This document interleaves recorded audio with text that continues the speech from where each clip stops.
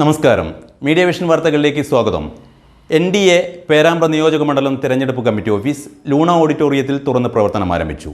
BJP national council അംഗം KP Sreedharan master ഉദ്ഘാടനം ചെയ്തു.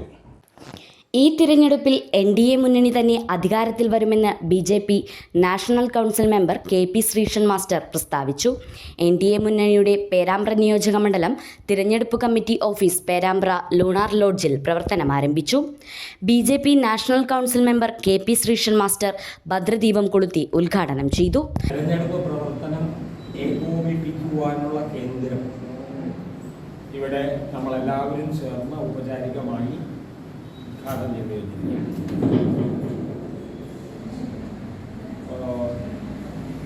വടകര പാർലമെന്റ് മണ്ഡലത്തിനെ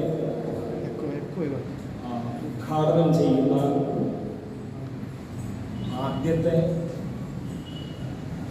നിയമസഭാ തെരഞ്ഞെടുപ്പ് കമ്മിറ്റി ഓഫീസാണ്. അതിന് ഉത്സാഹം കാണിച്ച, അതിന് നേതൃത്വം നൽകിയ പ്രഭാരി നിയോജക മണ്ഡലം അധ്യക്ഷന്മാർ, മറ്റ് ഭാരവാഹികൾ എല്ലാവരെയും ഞാൻ ആദ്യമായി ഹൃദയത്തിൻ്റെ ഭാഷയിൽ അഭിനന്ദിക്കുകയാണ്. മോദി സർക്കാർ തന്നെ അധികാരത്തിൽ വരേണ്ടത് NDAയുടെ മാത്രം ആവശ്യമല്ല, ഈ രാജ്യത്തിലെ ഓരോ പൗരൻ്റെയും ആവശ്യമാണ്.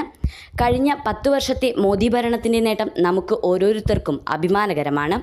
സമഗ്രമായ വികസന കാഴ്ചപ്പാടുള്ള ഭരണമാണ് നമുക്ക് വേണ്ടത്. കോൺഗ്രസ് ഭരണകാലത്ത് അവരുടെ വ്യക്തിപരമായ നേട്ടം മാത്രമാണ് ഉണ്ടാക്കിയത്. മധു പുഴയരികത്ത് ചടങ്ങിൽ അധ്യക്ഷത വഹിച്ചു.